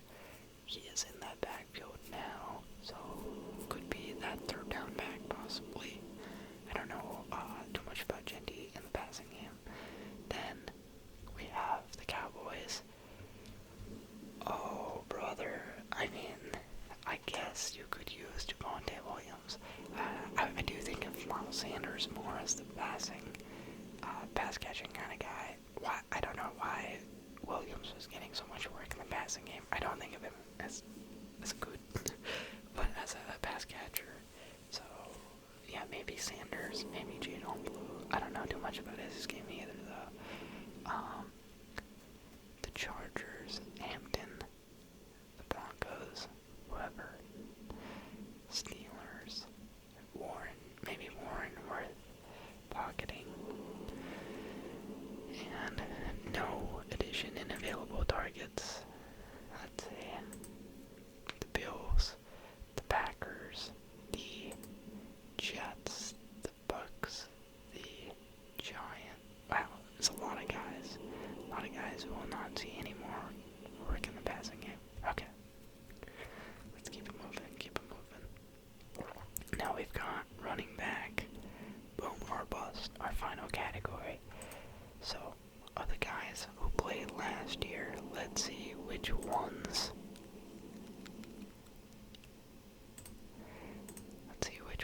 Were the most boomerific. Saquon Barkley and Bijan Robinson, number 1. Followed by Henry, Mixon, and Gibbs. Now, Mixon did miss a couple games, but he was, what is this? Top 3 or top 6? Top 6 and above. So, bona fide RB1s, at least a third of the time. Mixon, Henry, Robinson, Barkley.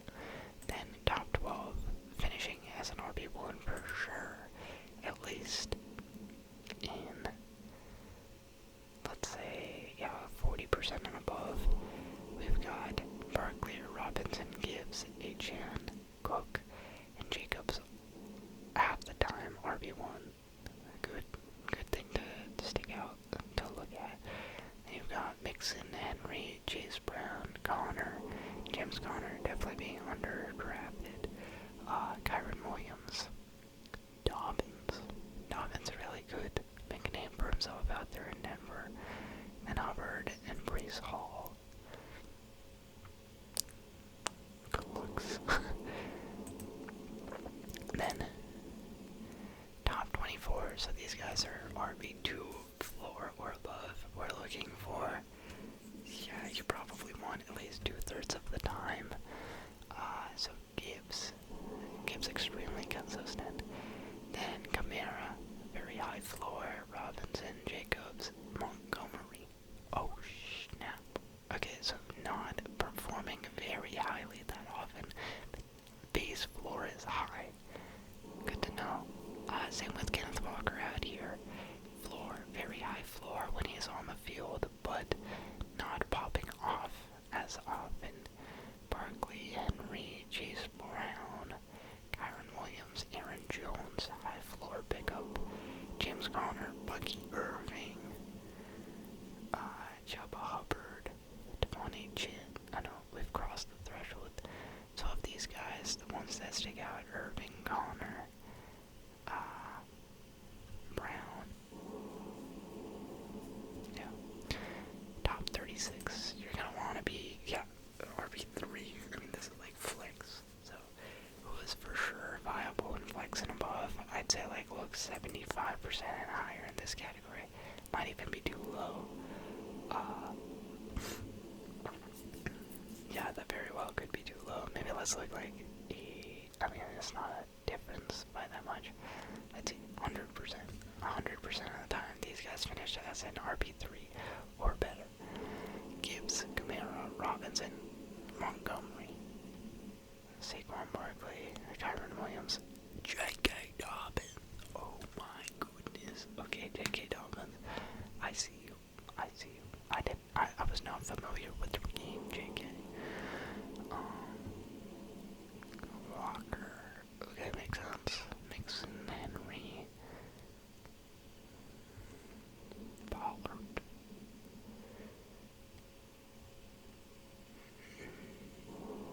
Very intriguing. DeAndre Swift. Okay, okay. And who was busting? Who was busting all over the place? Sean Tucker. Okay, well that's not real. Let's see who was actually bad. Who played 16 games, busted a lot. Gibson. Okay, makes sense. Third down back. Alshier, third down back. I mean, these guys aren't like actual guys. Stevenson. Pretty high bust rate. HM. Oh snap, he is actually like a boomer bust. Irving. So when they are not good, they're really not good. Okay. Alright. That's it. Now we move into tight ends. We have three more sheets to work through. We'll wrap it up at the 2-hour mark. I gotta go to bed. Let's get into it. First up, for our advanced tight end stats, we're gonna take a look at yards per reception, big chunk play getters, who gets the ball down the field and who gets the most yards when they catch the ball. Number 1, George Kittle, no surprise. Number 2, a bit of a surprise, in Tucker Kraft. Number 3, in Dawson Knox. Number 4, in Foster Moreau. Number 5, in Kyle Pitts Sr.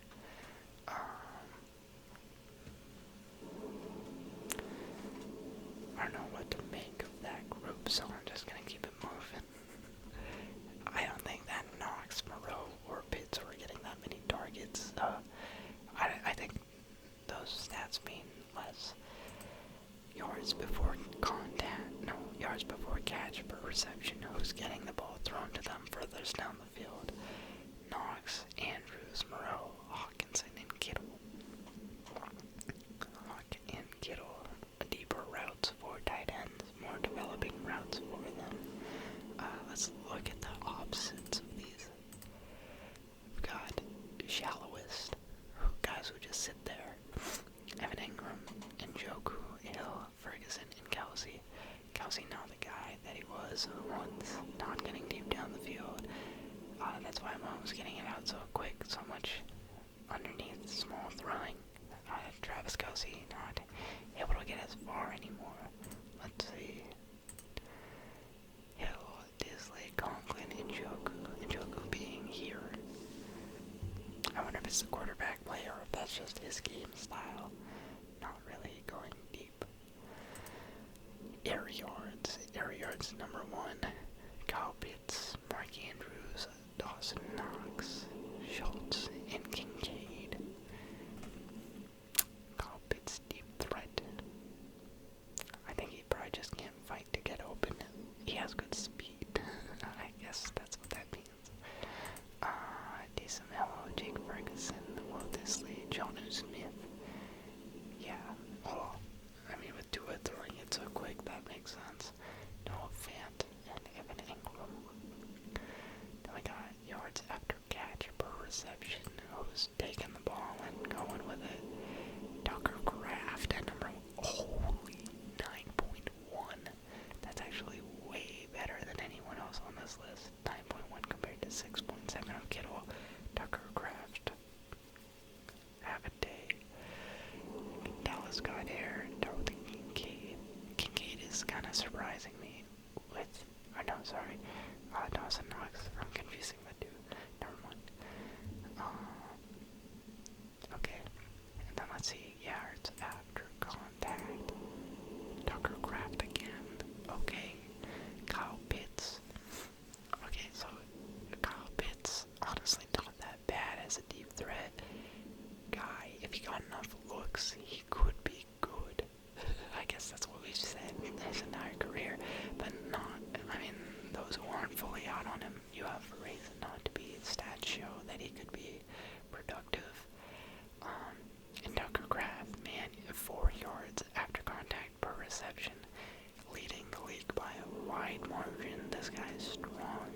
yards after catch, plus yards after contact. He might be the guy to target if anyone on that Green Bay offense outside of Jacobs. Then Kittle, Strange, Kate Otten, broken tackles. I think we're gonna see Tucker Kraft again. And there he is, number 1, Tucker Kraft, Jono Smith, Kate Otten. Who's that? Jake Ferguson, Brock Bowers. So, what this tells you is Tucker Kraft should be on your grab list if you're looking for a low tight end flyer that you was extremely talented, maybe not being picked up. I don't know what his workload's going to be, but the talent is definitely there with Tucker Kraft. Let's look at target share. Trey McBride, number 1, makes sense. Brock Bowers, Travis Kelce. Still, why Kelce is a big pickup because he's commanding a large amount of targets for a tight end. Then Jono Smith, Hunter Henry being at close to 20%. Worth noting, with McDaniels coming back as OC, he could be due for some better production. Let's see, catchable percentage. Actually, let's take a look at least per target share first. Taysom Hill, Dawson Knox. Okay, this doesn't tell us that much. Catchable percentage. Cole Kmet, number 1 in catchable percentage. So this was the safety blanket for, what's his face? Because catchable percentage for all the receivers was really bad. Cole Kmet was getting the easy passes for Caleb Williams, followed by Fryermuth, Noah Gray, Gisaki, and Andrews. Okay. Who's our dropper? Who's our ball dropper? Kate Otten. Lights were bright. David Njoku being here. This is kind of bad. Oh, Travis Kelce being here. That's also really bad. These guys, Jono Smith, you guys are vets. You should not be dropping the ball.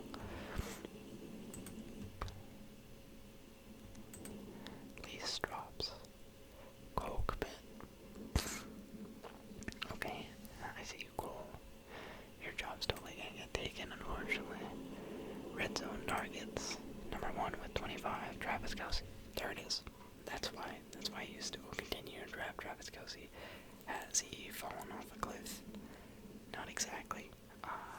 In terms of ability to run, maybe. But target share is still there. Red zone targets are definitely still there. Leads the league in that. Yes, he only had 3 actual touchdowns, but I think he's due for positive regression. I think he's going to go up. He'll catch much more targets this year. He'll finish even better than he did last year, possibly. Just because there's no one else to throw the ball to, they'll try and get him in the game more. Then Ertz, McBride, Kittle, Jono Smith. Let's skip the yards and let's skip the big plays. Now we've got targets and available targets. Most targets of all tight ends. Brock Bowers with 153, Trey McBride not too far behind at 147, and third place Travis Kelce. Yeah, the volume is insane.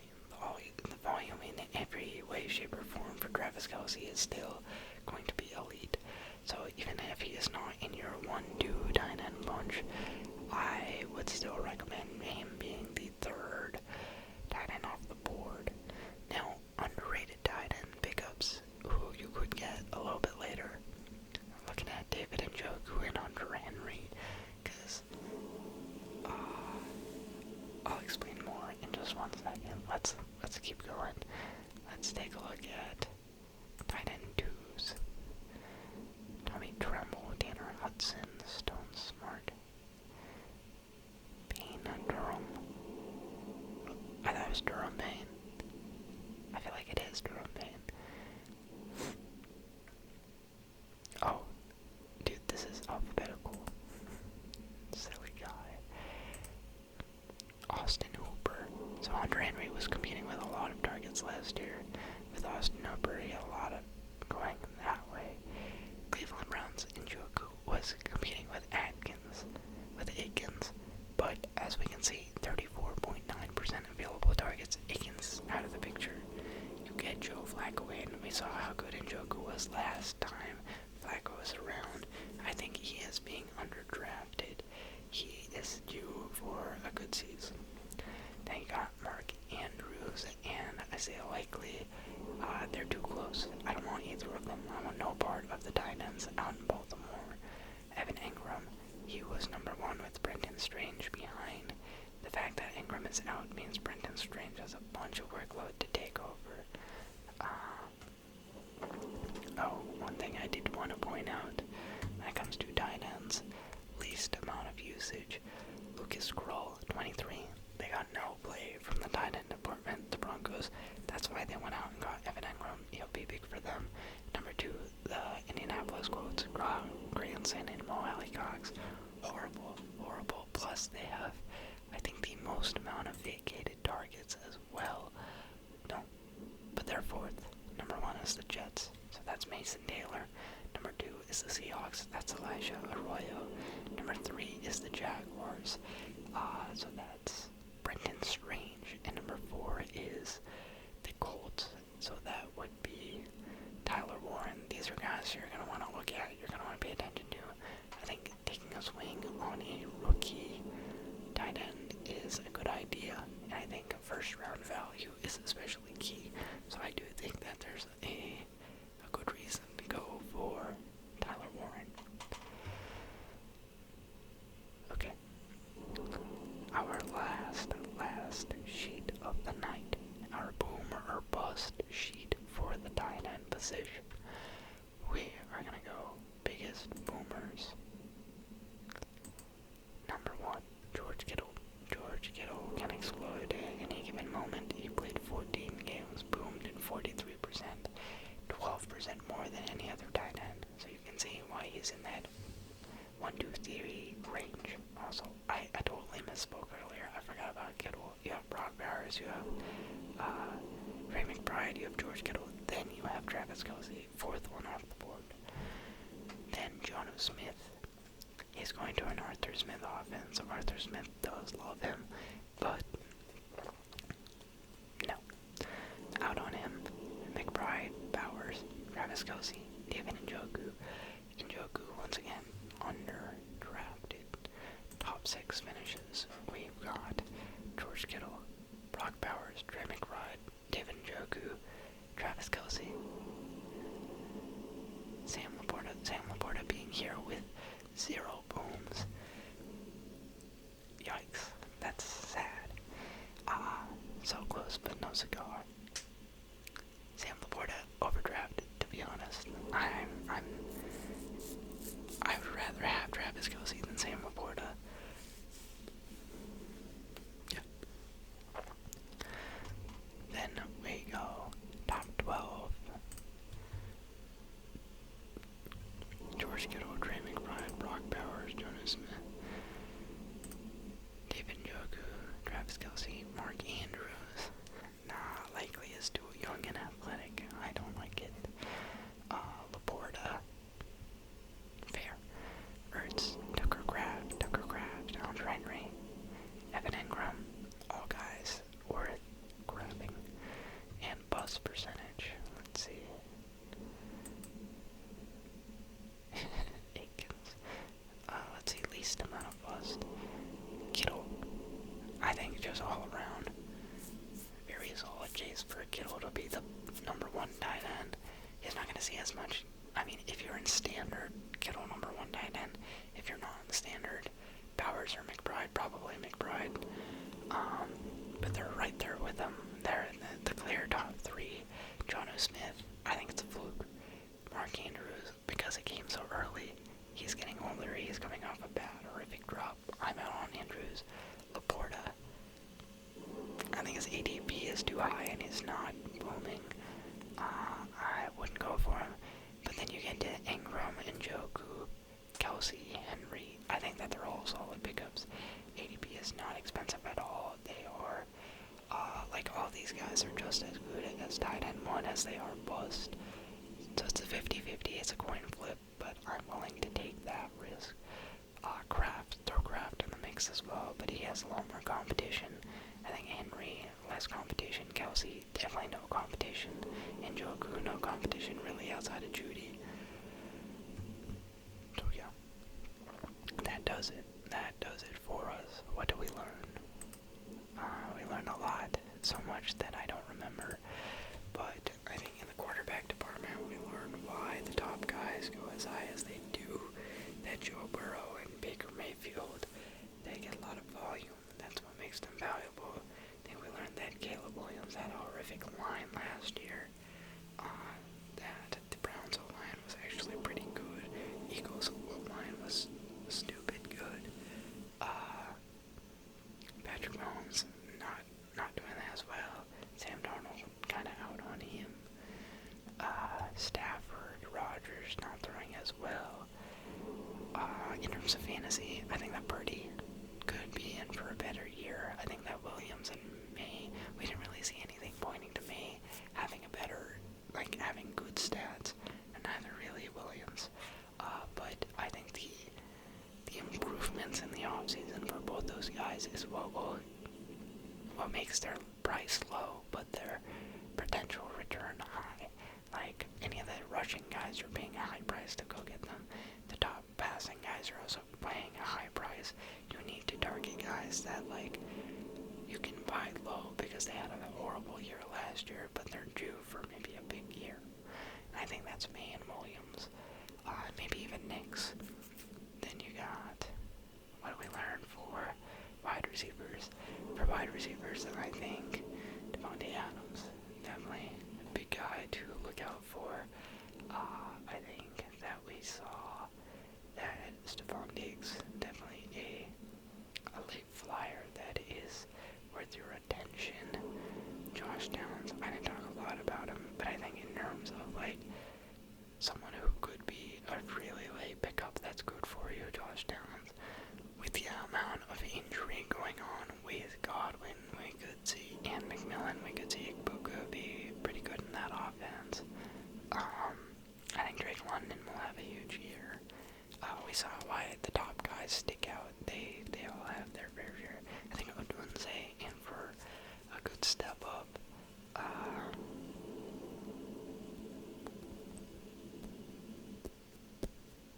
Debo definitely.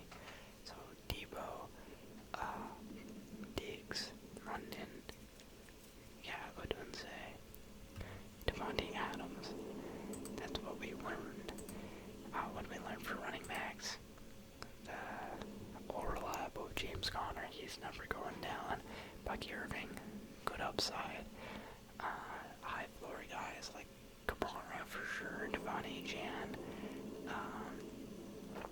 Other guys who stick out, honestly, very high floored, is David Montgomery. Very high floor, not a lot of upside, but high floor. If you're in a deep league, good later pickup. If you need a running back,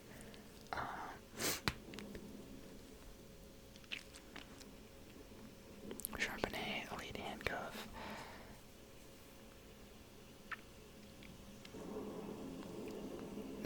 Hampton's got a lot of room to work. I think that Ramondre Stevenson, horrible. So Henderson has a lot to take over. In terms of workload, Genty has much.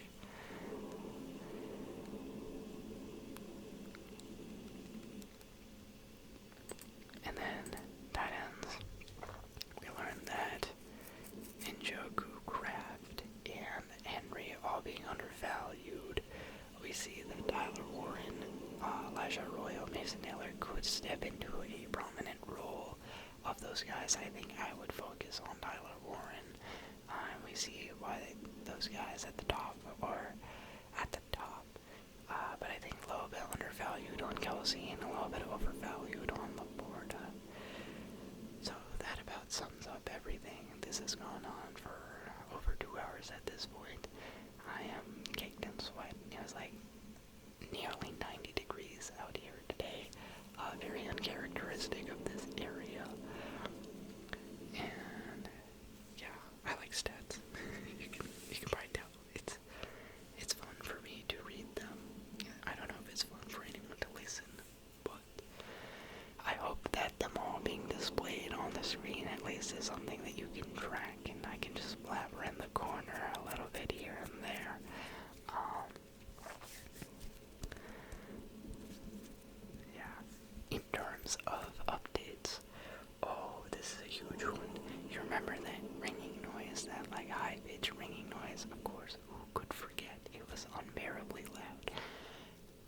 keep thinking I've discovered the source, and I actually keep rediscovering what it is.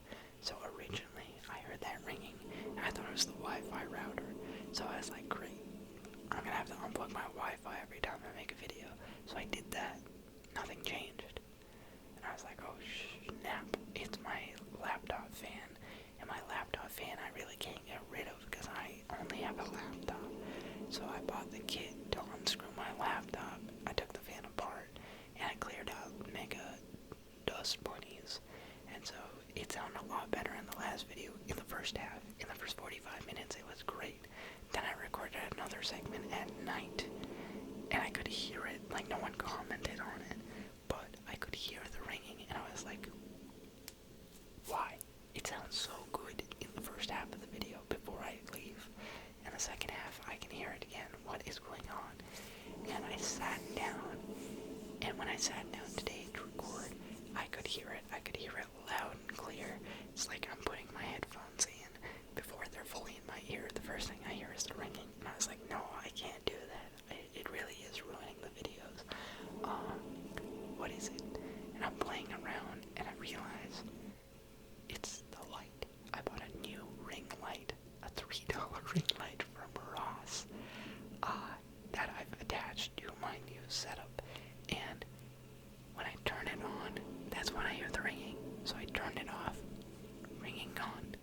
Now, there is still some laptop fan noise, yes, but it is not sharp. It is not annoying as the ring light. So now I've switched to using my phone flashlight, which I think does the trick nearly as well. Like, yes, it does cause my fan to run a little bit in overtime because not only is my laptop plugged into this keyboard, this microphone, and this monitor, which is also now connected to my phone, which is recording a video and inputting flash. So now I'm overworking my laptop. I'll run into the ground. It's fine. It's plugged in. It's a electrical nightmare out here, but we're getting it done. We're solving it one video at a time. I heard you guys' comments on the level of audio, and really speaking, part of that is intentional. Until I figured out this noise debacle, I wanted to keep the videos as quiet as possible, because I know the audio is not good, so I'm cognizant of that, and I was trying to mitigate it by making the videos really quiet. Now that I figured it out, I can raise it a bit. It's still not going to be the upper echelon. I think this, though it's not like lo-fi, like this is a Blue Yeti, I think my setup is lo-fi. Overall, the sound quality is not going to be foolproof. I don't have a real studio. I don't have any sound batting. There are severe limitations. I do have a noisy fan laptop, so it's a little granular, it's a little white noisy, but we solved the root of the issue. I couldn't be happier about that, so thank you for sticking with me through those tough times, tough on the ear times. Yeah, it's bedtime. So if you enjoyed this video, please stick around. I got more to come. It's been a little bit tough recording just because life is 9 to 5 work. Then I have to there's some days where you go socialize. I can't record as much as I ideally would like to. I want to do more planning, but I just don't have the time to. I've got friends coming to visit. I've got travel. With the upcoming fantasy football, it'll happen. I'm gonna make a Google form. It's gonna be a paid league. I'll have a 12-team league, 11 spots open. It'll be a $20 buy-in, and I know that's kind of a crazy thought. And realistically, it's for one, to keep people engaged, because I really only want to do one league that is broadcasted. I want to keep up with this league every week and make videos about it, but I want to make sure that everyone is fully dialed in, and I think part of that is a monetary incentive. If you have money on the line, you're going to be more keyed into your roster. Number 2, I can't accommodate everyone, unfortunately. I would love to have a league with everyone that wants to do fantasy, all responding, all, I did 6 leagues last year. I feel like it would jump up by quite a bit, and I can't, unfortunately. video purposes. So I'm gonna make a $20 buy-in per person and have people fill out the Google form with their like a phone number for their Zelle. If people are really interested, they can fill it out. Please go ahead. And if you're not interested, if that is not something you're comfortable with, please don't feel compelled to. Don't put money where you can't afford to or you don't want to. It's just like, I know that some people really are keen on doing this, and I do want to.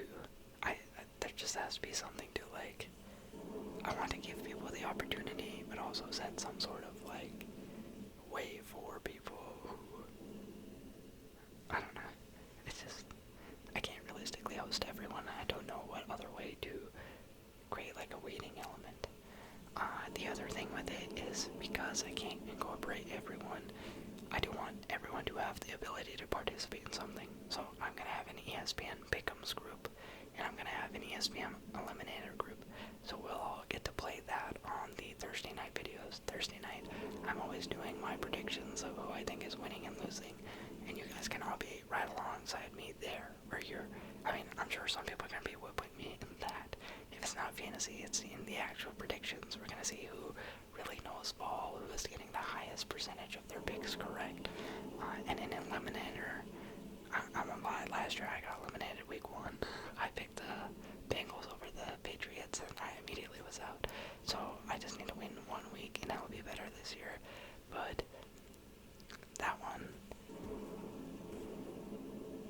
it's just seeing, like, who can go all 18 weeks. That's more just like shouting out you guys. I don't have faith I can do it.